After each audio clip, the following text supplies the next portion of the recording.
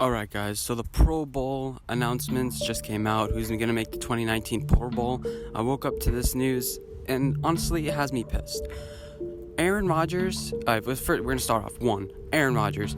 How did he, in God's name, make the Pro Bowl?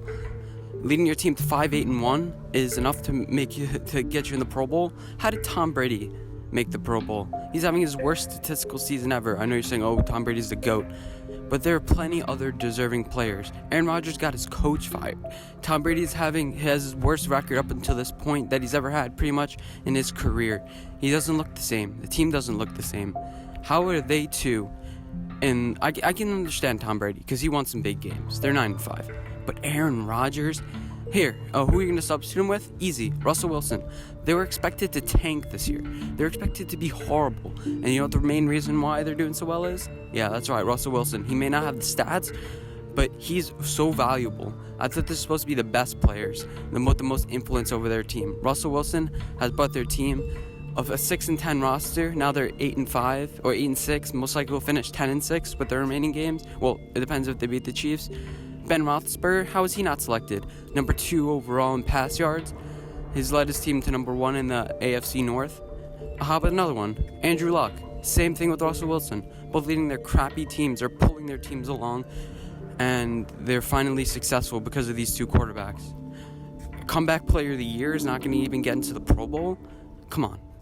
Who people who are voting for this? I voted for my guys. I voted for Andrew Luck. I voted for Russell Wilson. Even though I'm not fans of both those teams, you got to see. Okay, moving on to number 2. There's this guy in San Francisco. I looked up his stats. No idea who he is. Kyle Juszczyk? Yeah. Kyle Juszczyk or something? What does he do?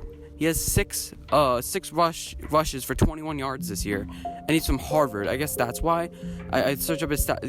What has he done to get into the Pro Bowl? This is like some random dude off the street that decided to select to the Pro Bowl. Is this some sort of joke? I thought this was supposed to be a competition to see who the best players were, not just to see. The 49ers are 4-10, so how good could he be? How good could he be if they're 4-10 and he barely has any stats? It's not like he's carrying them. I'd rather Matt Breida, whatever his name is, to make it to the Pro Bowl, not this dude. I'm moving on to number 3, Todd Gurley over Saquon. How does Todd Gurley make the first team but not Saquon? I'm telling you this, Todd Gurley has had a shitty last couple of weeks. Where is he against the Chiefs? Where is he against the Eagles? 20 yards, the minimalized. See? And they still won without him against the Chiefs too, because of Jared Goff. And that's another thing. Jared Goff, how did he make? These things are voted on way too soon. They should be voted on at the end of the season, not 2 weeks into the season where it's like, this guy had a couple games. I mean, freaking Ryan Fitzpatrick would have won. Freaking, Josh Allen may have won after he beat the Minnesota Vikings or something like that. It should be an award towards the end of the season, so you see a summation. Saquon Barkley breaking all these Giants rookie rushing things every single week, it seems. It has me sick sometimes, the way people vote. Todd Gurley, we're a great team. Yeah.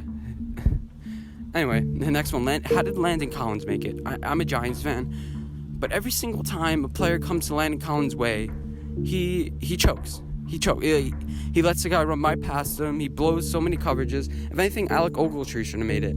Put Alec Ogletree in there. He has 5 interceptions. He's pretty much the one who turned our season around. Remember the game against the Bucks? He had 2 interceptions.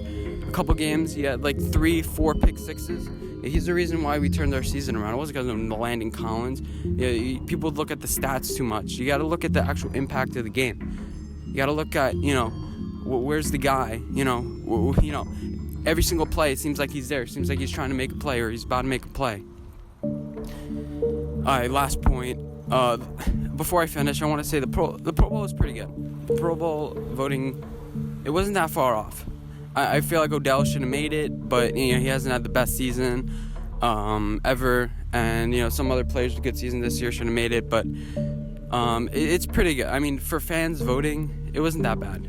But how did not Jason Pierre-Paul make it? How didn't T.J. Watt make it? Both leading the league pretty much in sacks. And then you have a guy in Tennessee, forget his name, with 7. He has half the sacks of Jason Pierre-Paul, and somehow he made it. I don't understand. I'm kind of frustrated sometimes with the way people vote. They want like a variety of players. Vote for the best players. Shut your mouth. Sometimes the best players are not on the best teams. I know I made a couple points about the San Francisco guy, but he had 21 rush yards. Saquon had more rush yards last week than he has in his entire career. Okay? And that was Saquon Barkley's probably worst game. It's about picking the best players with the most production, kind of a balance in between.